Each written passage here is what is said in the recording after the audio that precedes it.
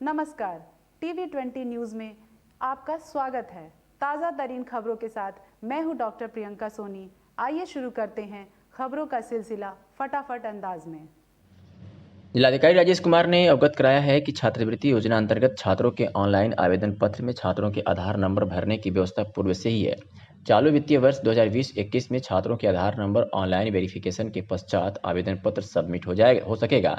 इस प्रक्रिया में छात्रों का नाम, पिता पति का नाम व लिंग आदि का सत्यापन होने के पश्चात आधार नंबर से लिंक मोबाइल नंबर पर OTP भेजा जाएगा। उक्त OTP को आवेदन पत्र में भरने के उपरांत आवेदन पत्र सबमिट किया जा सकेगा। उन्होंने कहा कि छात्रों के आधार नंबर अपडेट किए जाने हेतु सभी छात्रों के पास आधार कार्ड उपलब्ध होना चाहिए। जिन छात्रों के पास आधार कार्ड नहीं है उन्हें प्रत्येक दशा में आधार कार्ड बनवा लेना चाहिए। जिन छात्रों के पास आधार कार्ड उपलब्ध है वे आधार नंबर को अपने मोबाइल नंबर एवं राष्ट्रीयकृत निजी ग्रामीण बैंकों में खुले बैंक खातों से लिंक सीट करा लेना चाहिए। हाई स्कूल अंक पत्र प्रमाण पत्र में अंकित अपना नाम तथा अपने माता पिता के नाम के अनुरूप ही आधार कार्ड में अपना व अपने माता पिता का नाम अपडेट करा लेना चाहिए। हाई स्कूल अंक पत्र प्रमाण पत्र में अंकित जन्मतिथि को आधार कार्ड में अपडेट करा लेना चाहिए। आधार कार्ड में यदि लिंक गलत है तो उसको शुद्ध करा लेना चाहिए। मंडलायुक्त आजमगढ़ की कार्यशैली, ईमानदारी, कर्मनिष्ठा से प्रभावित होकर युग मंच के लोगों ने आज उनके कार्यालय पर सेवा निर्मित होने पर जड़ी बूटियां भेंट कर उनके स्वस्थ व दीर्घायु जीवन की शुभकामनाएं दी। इस अवसर पर आयुक्त युग मंच के लोगों से प्रभावित हुए और आजमगढ़ जनपद में लोगों को निःशुल्क योग चिकित्सा एवं जड़ी बूटियां वितरण कार्य को देख काफी सराहना की। उन्होंने कहा कि आज कोरोना जैसी महामारी में योग आयुर्वेद की ही एक सरल उपाय है जो व्यक्ति घर बैठे ही योग प्राणायाम करके स्वस्थ और निरोग जीवन जी सकता एवं कोरोना से बच सकता है और गिलोय तुलसी जैसी औषधियों का सेवन भी करके स्वस्थ जीवन का आनंद ले सकता है। रवि प्रकाश यादव ने बताया कि आयुक्त महोदय जब से आजमगढ़ आए उनकी ईमानदारी से भ्रष्ट बेईमान लोगों में भय व्याप्त हुआ तो जनता काफी खुश हुई। हर कोई आयुक्त तक शिकायत पहुंचाने के लिए बेचैन रहता। आयुक्त के पास तक पहुंचे हर प्रार्थना पत्र पर दृढ़ता से कार्रवाई भी होती रही है। आयुक्त का सम्मान करने वालों में रवि प्रकाश यादव, रोहित यादव, निशांत यादव आदि उपस्थित रहे।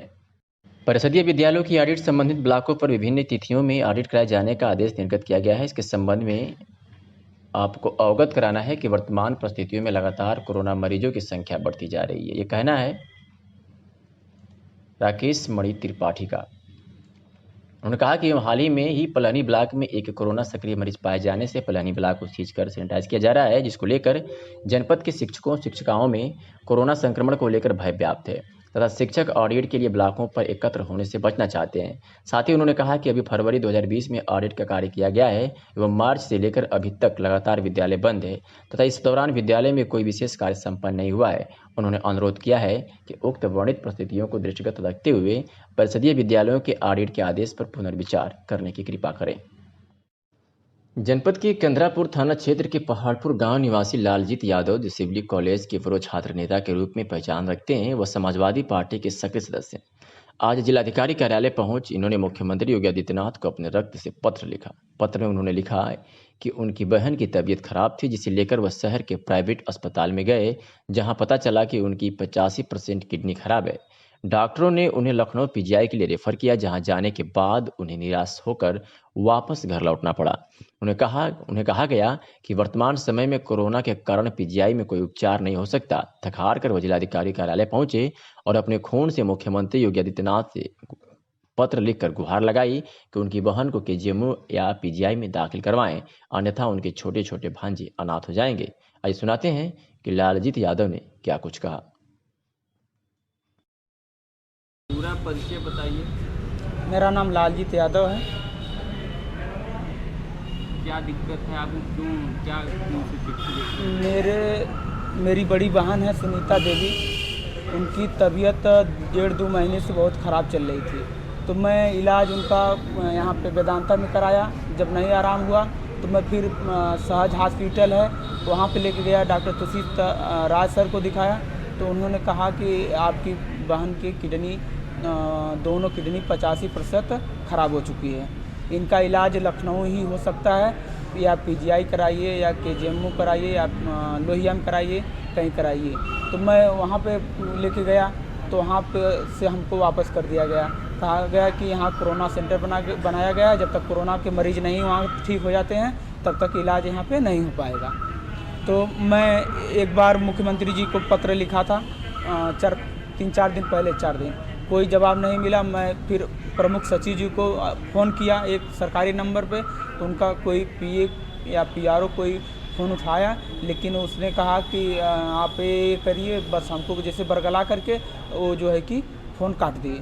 फिर उसके बाद मैं जो है कि फिर समाजवादी पार्टी के जिलाध्यक्ष जी से कवा करके भेजा पत्र, तो उनके यहाँ से पत्र गया, तो मतलब खबर आई हमारे यहाँ, फ़ोन अब भी आया कि मतलब आप क्या चाहते हैं। हम कहे सर कि हमको हमारी बड़ी बहन को भर्ती करा दिया जाए। तो ये कहे कि चलिए ठीक है, अच्छा हम प्रयास कर रहे हैं कि भाई अभी कोरोना मरीज़ है, मुख्यमंत्री जी का आदेश है, जब तक मुख्यमंत्री जी का वहाँ पे आदेश नहीं होगा कि मतलब कोरोना मरीज़ जब तक ठीक नहीं होते तब तक कि मतलब भर्ती नहीं करेंगे। तो हम चाहते हैं कि मुख्यमंत्री जी हमारी बड़ी बहन को पीजीआई या केजीएमयू में भर्ती करवा दें, उनका इलाज हो और अच्छे ढंग से ठीक हो जाए, क्योंकि हम बहुत गरीब परिवार से हैं और हम प्राइवेट हॉस्पिटल में इलाज उनका नहीं करवा पाएंगे। और हमारे 2 भांजे छोटे छोटे हैं, अगर कहीं अनहोनी घटना घट जाएगी तो हमारे दोनों भांजे की समझ लीजिए कि उनको बहुत ही दिक्कत होगी और बहुत परेशानियों का सामना करना है। अभी कर क्या रहे हैं? हम मुख्यमंत्री जी के नाम से पत्र लिखे हैं और भेज रहे हैं मुख्यमंत्री जी को अपने खून से लिख करके पत्र, कि हमारी पीड़ा को वो समझें और जो है कि तत्काल कार्रवाई करके हमारी बड़ी बहन को बुलवा करके वहाँ पे जो है कि भर्ती करवाने का काम करें।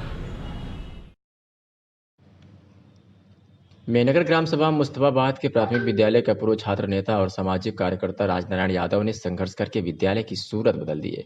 पहले विद्यालय की स्थिति जर्जर थी। राजनारायण यादव ने मुख्यमंत्री, मुख्य सचिव, जिला बेसिक शिक्षा अधिकारी को पत्र लिखकर विद्यालय की दुर्दशा से अवगत कराया था। अधिकारियों ने पत्र को सही पाया और स्कूल की दुर्दशा को सुधारने का निर्देश दिया, जिससे विद्यालय का टाइलीकरण, रसोई घर, विद्यालय के फर्शों की मरम्मत, रैंप बनना, स्कूल का सुंदरीकरण का कार्य पूरा हुआ, जिससे छात्रों, ग्रामवासियों और विद्यालय के कर्मचारी गणों में खुशी की लहर है। राजनारायण यादव ने कहा कि मैंने स्कूल की स्थिति को देखा, छात्र छात्राओं की समस्या को देखा। मैंने सोचा कि अपने गांव की भलाई के लिए, बच्चों के भविष्य के लिए कुछ किया जाए, और मैंने विभिन्न विभागों को पत्र लिखा, जिसमें विद्यालय की स्थिति में सुधार हुआ। मैं ग्रामवासियों, छात्र छात्राओं, विद्यालय के कर्मचारी गणों, पंचायती राज विभाग, उत्तर प्रदेश सरकार, जिला बेसिक शिक्षा अधिकारी और जिलाधिकारी को धन्यवाद ज्ञापित करता हूँ। नारायण यादव जी, आपने अपने संघर्ष के दम पर अपने गांव के प्राथमिक विद्यालय मुस्तफाबाद मेनगर की सूरत बदल दी। इस पर आप क्या कहना चाहते हैं?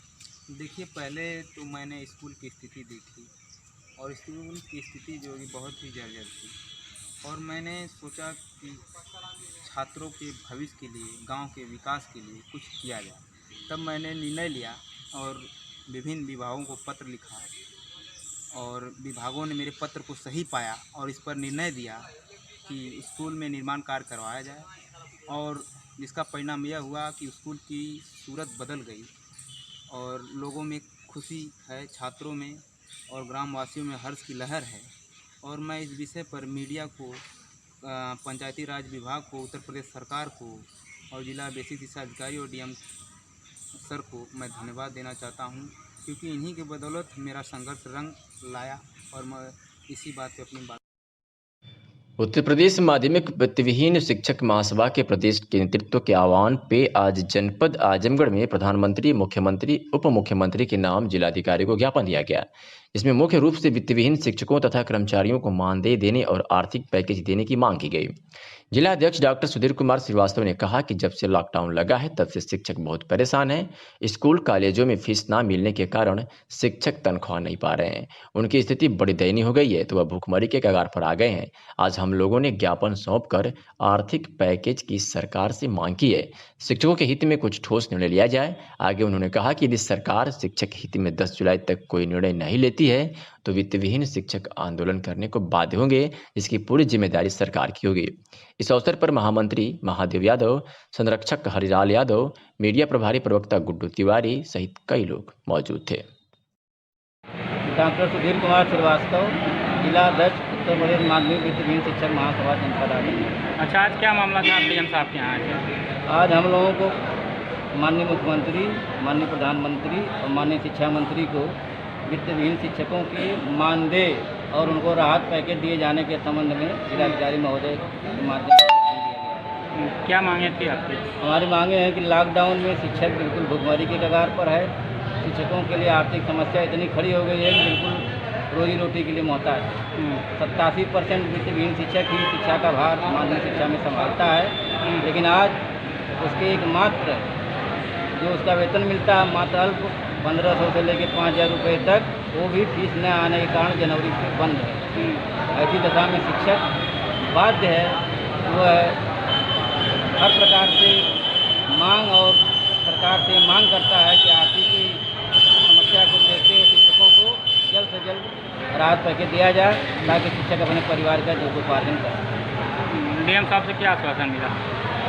डीएम साहब ने आश्वासन तो कुछ नहीं दिया, कहा हम आपका ज्ञापन माननीय मुख्यमंत्री महोदय तक पहुंचा देंगे, क्योंकि यह समस्या उनके स्तर की नहीं है और यह ज्ञापन पूरे प्रदेश में 73 जनपद में एक साथ दिया गया है।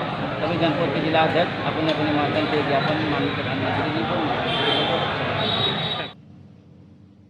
आज नगर पालिका परिषद के द्वारा जनपद की कई मोहल्लों में जर्जर पड़ी 9 सड़कों का निर्माण कार्य शुरू हुआ है। 1 करोड़ 45 लाख की लागत से निर्माण कार्य शुरू कर दिया गया। तो वही ईओ शुभनाथ का कहना है कि 14वें वित्त की तरफ से यह शहर के जर्जर रोडों का निर्माण कराया जा रहा है और शहर के नाला नालियों का भी साफ सफाई और निर्माण कराया जाएगा।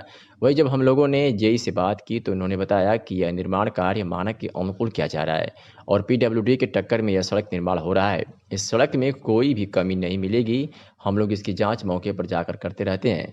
हम गुणवत्ता को देखते हुए पूरा सतर्क हैं। कोई ठेकेदार भी अपने मानक को बरकरार रखते हुए कार्य कर रहा है। जब ठेकेदार से हमने बात की तो रतन सिंह ने कहा कि हम लोगों का कार्य 1 नंबर का होता है। शहर में काफ़ी सड़कें बहुत हो चुकी थी, खराब हो चुकी थी। 9 सड़कों का निर्माण आ गया है और काम चालू भी हो गया है। क्या स्थिति है सर, क्या किस तरह काम होंगे? सारे काम 14 वित्त के अंतर्गत हो रहे हैं। शहर में जहाँ भी गड्ढा मुक्त है, गड्ढा वाली सड़कें हैं, सबको योजना बना करके सबको जो है पीच कराने का कार्य किया जा रहा है। इनको सड़कों को बनाने में करीब 1 करोड़ 30 लाख की लागत आ रही है। इस योजना पहले से बनाई जा चुकी है। कब तक लक्ष्य है? लक्ष्य 15 दिन के अंदर पूरा करने का लक्ष्य रखा गया है। सर ये देखा गया कि रोड तो बन गया सर, लेकिन नाली की स्थिति जिस तेज है, तो क्या रोड कब तक चल पाएगा? नहीं, रोड के अलावा रोड बन जाता है। इसके बाद हमारे पास फिर 2 करोड़ 74 लाख 15 वित्त के अंदर पैसा आया शासन से। उसी के तहत नाली भी बनाने का हम बहुत जल्द करेंगे। शहर में आपको दिखाई देगा जगह जगह निर्माण कार्य हमारे हो रहे हैं। वर्तमान में कई जगह इंटरलॉकिंग का कार्य हो रहा है, पिचिंग का कार्य हो रहा है, नाली निर्माण का कार्य बहुत जल्दी आपको मैं शुरू करने वाला हूँ। तो रोड बनने के बाद तो नाली काम चालू होगा जी। सर क्या नाम सर आपका? नगर पालिका जेई हूँ मैं, ओमकार पटेल। सर अभी आपके क्षेत्र में 9 सड़कों का काम चालू हो गया है, तो किस तरह का काम हो रहा है, कितना गुणवत्ता उसमें देखा जा रहा है? देखिए, नगर पालिका सीमा अंतर्गत जो है कुल 9 सड़कों का जो है तारकोल रोड के माध्यम से हो रहा है। जो रोडें बनेंगी तारकोल बनेंगी और जिसका निर्माण जो है paver machine hot mix plant से किया जाएगा। और विशेष रूप से जो है इसमें हम लोग गुणवत्ता वगैरह देख रहे हैं और जो सड़क हम बनाएंगे अन्य जो विभाग बनाता है उससे अच्छा ही बनाएंगे और जो मानक दिया गया है, जो आगरण है उसी आगरण पे ही बनेगा। जो सर नालियों के लिए बात हो रही है, नाली के लिए जी, नाली निकास के लिए क्या अलग से बात किया जाएगा? नहीं, नाली वगैरह केवल उसमें सफाई वगैरह करना है तो उसको सफाई वगैरह कर दिया जाएगा ताकि अगर मलबा वगैरह गया है ताकि जल निकासी अच्छी तरह से हो सके। कितने सड़क हैं कुल सर इसमें? कुल 9 सड़कें हैं अच्छा, जो है जिसका ब्लैक टॉप हम लोग करेंगे। जो है कितने कुल लागत है सर आई इसमें? लागत लगभग 9 सड़कों का मान के लगभग जो है 1 करोड़ 60 लाख है जी। किसके कौन सा माध्यम से बन रहा है? ये 14वां वित्त आयोग के माध्यम से है जी। मुख्य चिकित्सा अधिकारी डॉक्टर ए.के. मिश्रा ने बताया कि 3 और कोरोना पॉजिटिव मरीज स्वस्थ हुए हैं। तो वहीं जनपद में 3 और कोरोना के मरीज बढ़े हैं। स्वस्थ हुए मरीजों को डिस्चार्ज किया गया है। इस प्रकार अब जनपद में कुल 233 कोरोना पॉजिटिव मरीज पाए गए हैं। वर्तमान समय में 56 एक्टिव केस हैं। 170 मरीज स्वस्थ होकर डिस्चार्ज हो चुके हैं तथा 7 मरीज की मौत हो चुकी है। मुख्य चिकित्सा अधिकारी डॉक्टर ए.के. मिश्रा ने कहा कि अब तक कुल 6,587 जांच रिपोर्ट प्राप्त हुई है। इसमें कुल 6,357 जांच रिपोर्ट नेगेटिव और 233 जांच रिपोर्ट पॉजिटिव है। इस प्रकार आज 30 जून 2020 को 388 सैंपल जांच के लिए कलेक्ट किया गया है। अब तक कुल 7,427 सैंपल जांच के लिए कलेक्ट किया गया है, जिसमें से 6,587 की जांच रिपोर्ट प्राप्त हुई है और अभी भी 840 जांच रिपोर्ट का इंतजार है। जिला मजिस्ट्रेट राजेश कुमार ने बताया कि धार्मिक पूजा स्थलों, कार्यालय, मॉल, रेस्टोरेंट को खोलने हेतु केंद्रीय स्वास्थ्य एवं परिवार कल्याण मंत्रालय द्वारा जारी एसओपी के क्रम में दिशा निर्देश जारी करते हुए इन्हें 8 जून 2020 से लागू कराए जाने हेतु निर्देशित किया गया है। जनपद आजमगढ़ के परिप्रेक्ष्य में राज्य सरकार द्वारा जारी शासनादेश का अनुपालन सुनिश्चित कराए जाने हेतु दिशा निर्देश जारी किए गए हैं। उन्होंने कहा कि दिनांक 28 जून 2020 को जनपद में नोवेल कोरोना संक्रमण के पूर्व प्रेषित सैंपल्स की जांच रिपोर्ट आने के उपरांत जनपद आजमगढ़ के राजस्व ग्राम पलहनी तहसील सदर में 2 व्यक्ति, राजस्व ग्राम हाजीपुर तहसील सदर में 1 व्यक्ति के कोविड-19 से संक्रमित होने की पुष्टि हुई है। जिला मजिस्ट्रेट ने कहा कि कंटेनमेंट जोन के निर्धारण के संबंध में दी गई व्यवस्था के अनुसार जनपद के राजस्व ग्राम पलहनी, भगत सिंह चौराहा से लेकर कोल्ड स्टोरेज तक राजस्व ग्राम हाफिजपुर तहसील सदर का संपूर्ण क्षेत्र कंटेनमेंट जोन होगा। इन क्षेत्रों में कंटेनमेंट जोन प्रोटोकॉल का 100% अनुपालन किया जाएगा। जिलाधिकारी राजेश कुमार की अध्यक्षता में कलेक्ट्रेट सभागार में जनपद में आए हुए प्रवासी मजदूरों को रोजगार उपलब्ध कराए जाने हेतु उत्तर प्रदेश कामगार व श्रमिक सेवायोजन एवं रोजगार आयोग की जिला स्तरीय कमेटी के साथ बैठक संपन्न हुई। इस अवसर पर जिला रोजगार सहायता अधिकारी ने बताया कि सेवा योजना पोर्टल पर 33,218 कुशल श्रमिक एवं 1,44,200 अकुशल श्रमिकों का डाटा है, जिसमें कार्यदायी संस्था कुशल श्रमिकों की योग्यता के अनुसार रोजगार उपलब्ध कराते हुए डाटा को मार्क करेगी। जिलाधिकारी ने जिला रोजगार सहायता अधिकारी को निर्देश दिए कि प्रवासी श्रमिकों को रोजगार उपलब्ध कराने के संबंध में जिन डाटा को मार्क किया जा रहा है उनको सत्यापित कराना सुनिश्चित करें।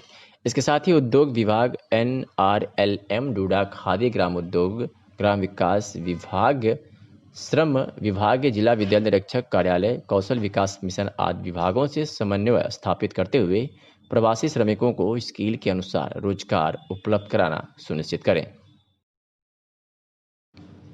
आजमगढ़ के ग्रामीण अंचल में कोरोना महामारी धीरे धीरे अपना पैर पसारने लगी है। नतीजन स्वास्थ्य विभाग काफी सतर्क हो चुका है। अभी 3 दिन पहले दिल्ली से महाराजगंज ब्लॉक के कुड़ही ग्राम में आए एक परिवार की जानकारी ग्रामीणों द्वारा प्राथमिक स्वास्थ्य केंद्र महाराजगंज को मिलते ही चिकित्सा अधीक्षक डॉक्टर प्रवीण चौधरी ने तत्काल प्रभाव से मेडिकल टीम को एम्बुलेंस के साथ भेजकर परिवार के सभी सदस्यों को स्वास्थ्य केंद्र लाकर उनकी सैंपलिंग कर उनको आलिया मदरसा फैसिलिटेट क्वारंटीन सेंटर भेज दिया।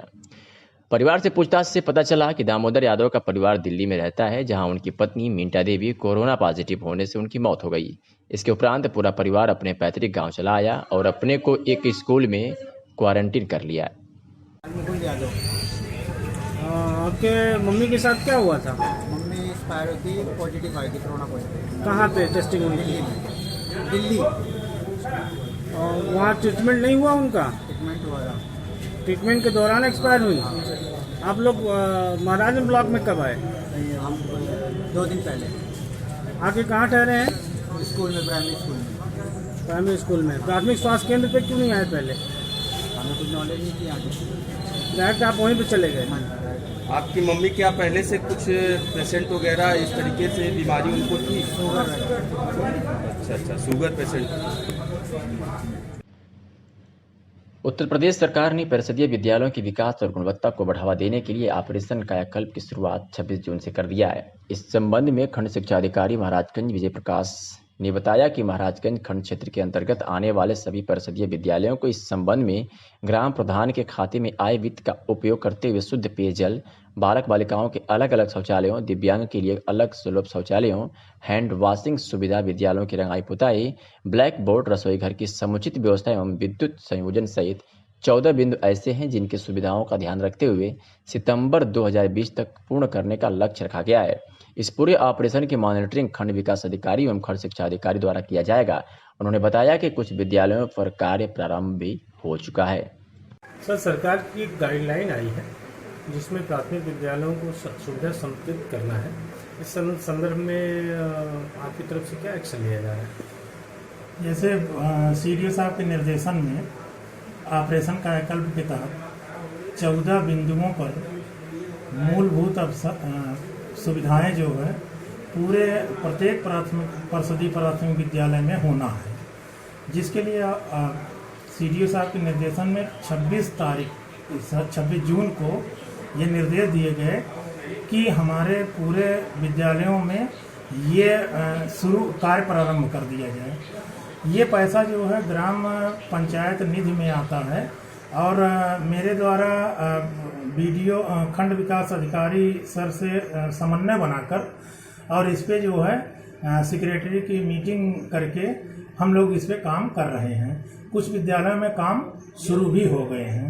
ये हमारा ऑपरेशन कायाकल्प के तहत लक्ष्य है कि 30 सितंबर 2020 तक हम अपने विद्यालय को 14 बिंदुओं से संतृप्त कर देंगे। ये 14 बिंदु क्या है सर?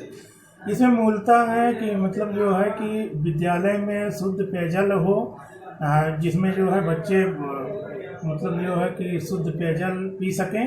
इसके अलावा है कि मतलब बालक के लिए अलग शौचालय हो, बालिकाओं के लिए अलग शौचालय हो, दिव्यांगों के लिए अलग शौचालय हो, हैंड वॉशिंग सिस्टम हो, जिससे जो ये महामारी फैली है जिससे अलग अलग बच्चे अपने हाथ को धो सकें और उनमें इन्फेक्शन की संभावना बहुत कम है। इसकी मॉनिटरिंग कौन कर रहा है सर? इसकी मॉनिटरिंग मेरे द्वारा, क्योंकि विद्यालय में व्यवस्था है तो मेरे द्वारा किया जा रहा है। इसके अलावा खंड विकास अधिकारी, ADO पंचायत, इस CDO सर द्वारा एवं DPRO द्वारा ये मॉनिटरिंग की जा रही है। प्रदेश के राजकीय मेडिकल कॉलेजों में खेल प्रतिभाओं को निखारने हेतु स्पोर्ट्स कमेटी का गठन 29 जून 2020 को कार्यालय महानिदेशक चिकित्सा शिक्षा लखनऊ के द्वारा किया गया, जिसमें राजकीय मेडिकल कॉलेज आजमगढ़ के फिजियो डॉक्टर विवेक सिंह को राज्य नोडल अधिकारी बनाया गया। डॉक्टर सिंह राज्य पुरस्कार से सम्मानित विकलांगों के हितार्थ कार्य हेतु नेशनल गेम्स केरल, झारखंड, गुवाहाटी एवं एशियन चैंपियनशिप में जापान एवं पैरा बैडमिंटन चैंपियनशिप में थाईलैंड में भारतीय टीम के फिजियो रह चुके हैं। यूपी ओलंपिक संघ, यूपी राइफल संघ, यूपी एथलेटिक्स संघ में फिजियो के रूप में राष्ट्रीय अंतर्राष्ट्रीय प्रतियोगिताओं में सहयोग के तौर पर सेवा दे चुके हैं। राष्ट्रीय नाई महासभा युवा मोर्चा ने रविवार की बंदी के विरोध में सड़कों पर सैकड़ों की संख्या में जनपद के नाम उतरे हाथों में तख्तियां लेकर उन्होंने नगर का भ्रमण करते हुए जिलाधिकारी कार्यालय पहुंच रविवार की बंदी वापस लो आज का नारा लगाया। इस दौरान प्रदेश अध्यक्ष अवधेश शर्मा एडवोकेट ने मीडिया से हुई बातचीत में कहा कि रविवार की बंदी को सरकार को वापस लेना चाहिए, क्योंकि अधिकांश लोग रविवार को ही दाढ़ी व बाल बनवाते हैं। इसके साथ ही उन्होंने यह भी कहा कि जनपद के कई स्थानों पर पुलिस द्वारा नाइयों की दुकानों को रविवार के दिन बंद कराया गया व उन्हें मारा पीटा भी गया। उन्होंने कहा कि यदि रविवार की बंदी वापस नहीं ली जाती है तो नाई समाज अपना कैंची व अस्त्र जिला अधिकारी कार्यालय में जमा कराकर उग्र प्रदर्शन करेगा। जी बताइए किस संबंध में आप लोग प्रदर्शन कर रहे हैं? आज हमारा दो संबंध है। पहला संबंध तो यह है कि उत्तर प्रदेश सरकार द्वारा नाई दर्जी मोची को 1,000 रुपया देने की अनुदान की घोषणा की गई थी और वह घोषणा किए हुए 45 दिन बीत गया। नाई समाज ने आजमगढ़ जनपद में 3300 फार्म भरा हुआ था, एक भी नाई के खाते में पैसा नहीं गया। हम प्रशासन से मांग करते हैं 1,000 रुपया उत्तर प्रदेश सरकार द्वारा जो दी गई है, हर जिले में लाखों रुपया करोड़ों रुपया आया हुआ है, वह नाई के खाते में क्यों नहीं गया? लॉकडाउन बीत गया। दूसरी मांग हमारी यह है कि सैलून पर रविवार को पुलिस दरोगा ने डंडा बरछा करके आजमगढ़ शहर से लेकर के ठकमा, बर्दा, जहानागंज से लेकर के मार्टिनगंज, फूलपुर, निजामबाद और बूढ़नपुर में लाठी डंडे का प्रयोग करके सैलून को बंद करवाया गया। हम कहते हैं कि नाई घायल भी हुआ है, इस भीड़ में भी आया हुआ है। हम प्रशासन से पूछना चाहते हैं कि गाली गलौज क्यों प्रशासन कर रहा है, क्यों लाठी बरसा रहा है? हमें नियम दो। हमको नियम मिला है डीएम का कि 30 जून तक रविवार, बुधवार और शुक्रवार सैलून खुलेगा। इसके बाद भी लाठी डंडी का प्रयोग करके 3 दिनों से नाई समाज को परेशान किया जा रहा है। हमारी मांग है, अगर एक हफ्ते के अंदर यह नाई समाज की मांग पूरी नहीं हुई, इतवार, बुधवार, शुक्रवार सैलून नहीं खुला, तो कई हजारों की संख्या में छूड़ा कैंची हम जिला मुख्यालय पे जमा कर देंगे, दाढ़ी बार नहीं बनाएंगे। जहां एक तरफ उत्तर प्रदेश और पूर्वांचल फिल्म सिटी की चर्चा सरेआम है, तो वहीं पर क्षेत्र के जाने माने कलाकार अपने अपने माध्यम से कोरोना योद्धाओं के जज्बे को सलामी देने से नहीं चूक रहे हैं। भारत के समस्त नागरिकों के साथ धरती के जीवन रक्षकों को उत्साह बढ़ाने में अपना जी जान लगा दे रहे हैं। यह आवाज अपने जवानों के लिए भारत के कोने कोने उठनी चाहिए। प्रमुख सामाजिक सांस्कृतिक कर्मी, celebrity manager and event director Arvind Chitransh ने कहा कि कोरोना योद्धाओं के सम्मान में एक्ट्रेस रानी मुखर्जी ने आवाज दी है। कुछ खामोश है ये शहर, कुछ दहशत में है फिजा, सन्नाटों में भी शोर है, एक जंग छिड़ी चारों ओर है। मायूस होता है तो क्यों, डर डर के क्यों जीता है। और इसके लेखक निर्देशक प्रवीण तला ने इसे बखूबी स्वरित निगम ने गाया है।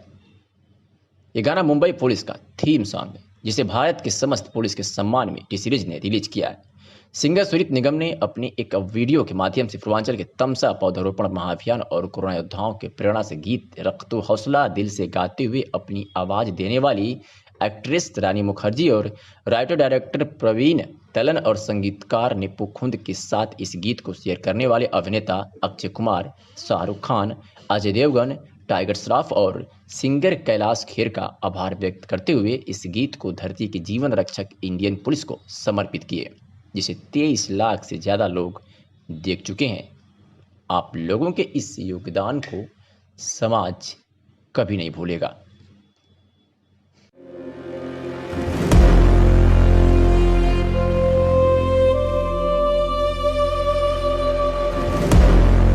कुछ खामोश है ये शहर, कुछ दहशत में है फिजा, सन्नाटों में भी शोर है, एक जंग छिड़ी चारों ओर है। मायूस होता है तो क्यों, डर डर के क्यों जीता है। वक्त का क्या है, टल जाएगा, ये मंजर फिर बदल जाएगा।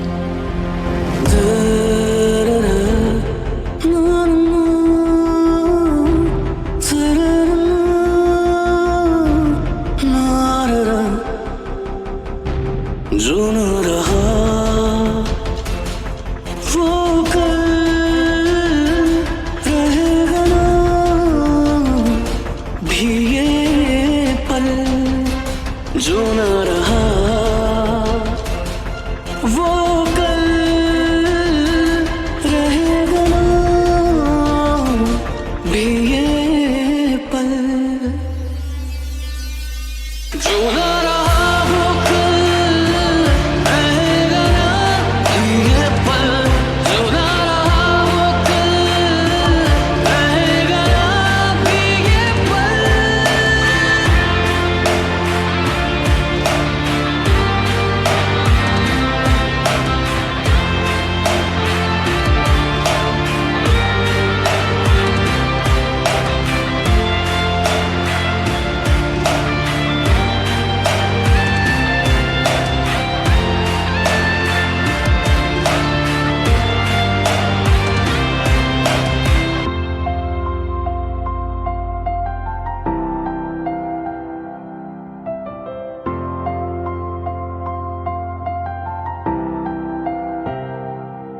उजड़े हैं ख्वाब, सहमी सी सांसें, हैरान परेशान सुनसान राहें, इस दर्द में भी न जीना तू छोड़, थोड़ा कर इंतजार, रख इतना तू जोश, जरा देख ले खुला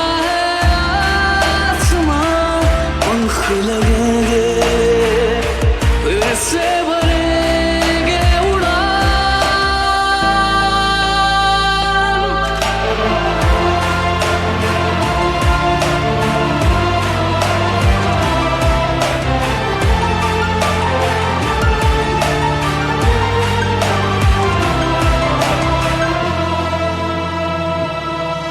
रख दो गज की दूरी, ना दिलों में फासला, हम एक है जंग एक है, रख तू हौसला, तू है अलग,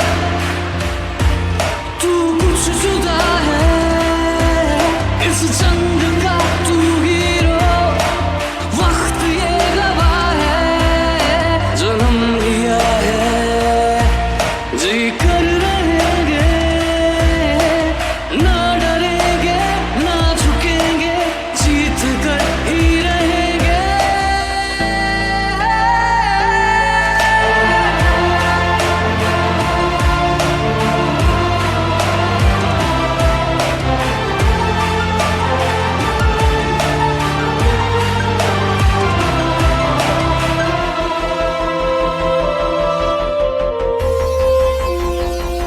जो ना रहा वो कल रहेगा ना ये पल, जो ना रहा वो कल रहेगा ना ये पल, जो ना रहा वो कल रहेगा ना ये पल, जो ना रहा वो कल रहेगा ना ये पल।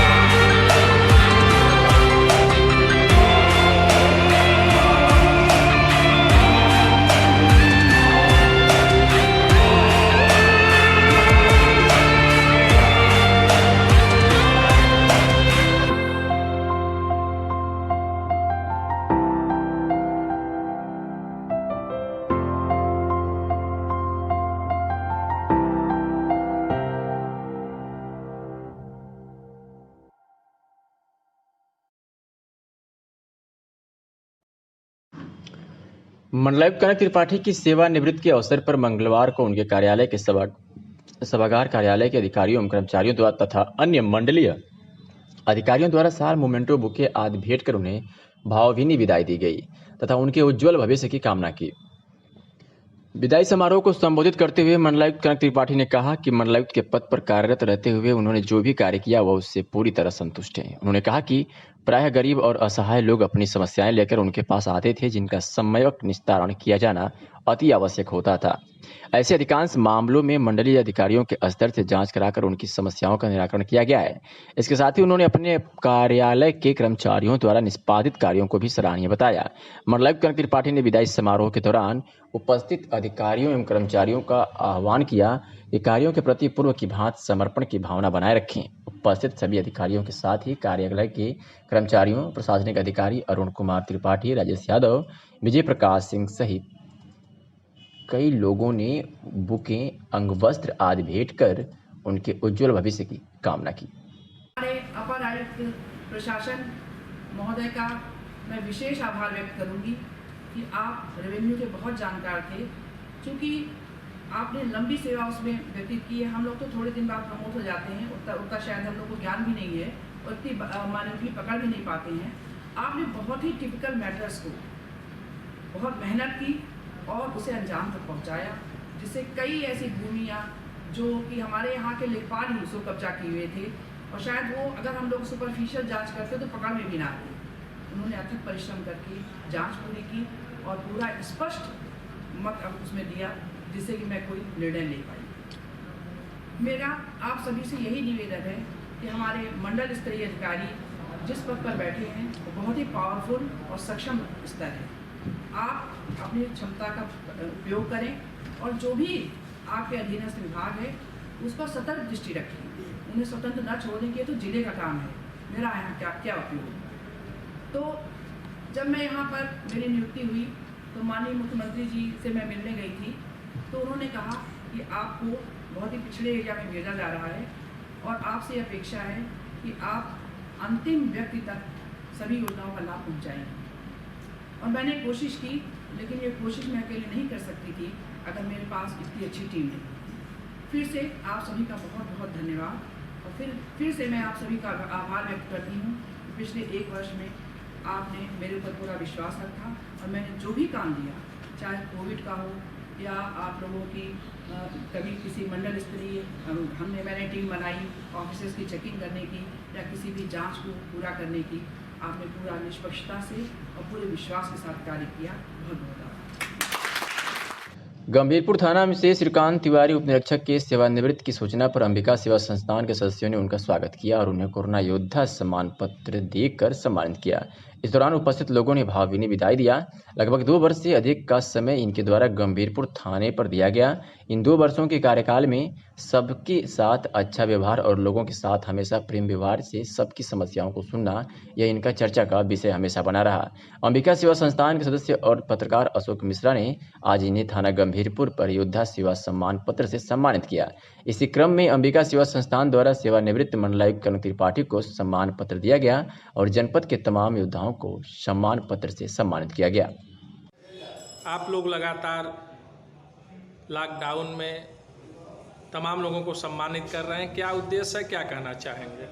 अंबिका सेवा संस्थान बिंद्रा बाजार आजमगढ़ जो जनपद स्तर पर उन तमाम योद्धाओं को सम्मानित कर रही है जो लॉकडाउन के दौरान, कोरोना वायरस के दौरान अपनी जान की परवाह किए बिना समाज सेवा, लोगों तक खाद्यान्न पहुंचाना, लोगों के हित में हमेशा खड़े रहना, चाहे वो अधिकारी वर्ग हो, चाहे पत्रकार वर्ग हो, सफाई कर्मी, पुलिसकर्मी, उन तमाम योद्धाओं को संस्था लगातार सम्मानित कर रही है क्योंकि उनके इस हौसले को हम लोग सलाम करते हैं।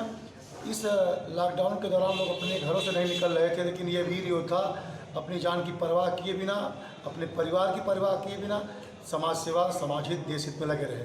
आज हम लोग कमिश्नर महोदय को सम्मानित किए और पत्रकार बंधुओं को सम्मानित किया गया, CID न्यूज़ की चीफ ब्यूरो को सम्मानित किया गया। उन तमाम योद्धाओं को सम्मानित लगातार कर रहे हैं। समाजवादी पार्टी कार्यालय आजमगढ़ पर समाजवादी पिछड़ा चौहान समाज की बैठक हुई। बैठक की अध्यक्षता रामजस चौहान प्रधान तथा संचालन रामाश्रय चौहान ने किया। कार्यक्रम में पूर्व सांसद बलिहारी बाबू, पूर्व सांसद रमाकांत यादव व निवर्तमान जिलाध्यक्ष हवलदार यादव मौजूद थे। बैठक को संबोधित करते हुए पूर्व सांसद बलिहारी बाबू ने कहा कि देश में पिछड़ों, दलितों को बाबा साहब भीमराव अंबेडकर ने संविधान में आरक्षण की व्यवस्था कर उनको समाज की मुख्य धारा से जोड़ने के लिए नियम बनाया था, लेकिन सत्ता में अधिक दिनों तक राज करने वाली कांग्रेस उनकी मंशा के अनुसार कार्य नहीं किया।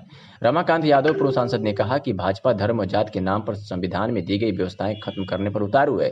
गरीबों, पिछड़ों व दलितों को नौकरियों से वंचित करने के लिए सभी सार्वजनिक उपक्रमों को प्राइवेट पूंजीपतियों को देकर आरक्षण खत्म कर रही है। हवलदार यादव ने कहा कि आप भाजपा साम्राज्यवादी, पूंजीवादी देश अमेरिका की पिछलग्गू बनकर देश की गरिमा को गिरा रही है, जिससे देश में गरीबी, बेरोजगारी बढ़ती जा रही है। हमारी विदेश नीति बिल्कुल फेल हो गई। हमारी सीमाओं पर पड़ोसी देश घात लगाए बैठे हैं। जिला पंचायत सदस्य श्यामदेव चौहान ने कहा कि भाजपा ने पिछड़ों को बांटकर सत्ता हासिल कर केवल वर्ग विशेष के लोगों को नौकरियां दे रही है। सामंती व दबंग लोग पिछड़ों, दलितों, अल्पसंख्यकों के ऊपर दमन व अत्याचार कर रहे हैं। बबीता चौहान ने कहा कि भाजपा का विश्वास संविधान में न होकर वर्णवादी व्यवस्था में है। अखिलेश यादव के विकास कार्यों, वक्तव्य को देखकर पिछड़ा समाज उनके नेतृत्व में आने को तैयार है, किसी के बहकावे में नहीं आएगा। 2022 में सपा की सरकार बनेगी। बैठक में सिंगारी गौतम, रामकुंवर चौहान, रामसूरत चौहान, डब्बू चौहान प्रधान, जयमाल चौहान, मकसूद चौहान, लाली चौहान, सुनील चौहान सहित राम सिंह चौहान और मानिक चौहान आदि अपने अपने विचार रखें। आजमगढ़ के रानी की सराय थाना अंतर्गत कोरोना महामारी में सरकार द्वारा दिए गए नियमों और पटरीवार दुकानें खोलने के अभियान का सख्ती से पालन कराने के लिए रानी की सराय थाना क्षेत्र के कई इलाकों में पुलिस ने फूट परेड कर आम जनता से सोशल डिस्टेंसिंग, मास्क का उपयोग के साथ साथ कोविड-19 के दिशा निर्देशन का पालन करने का अभियान चलाया और लोगों को जागरूक किया।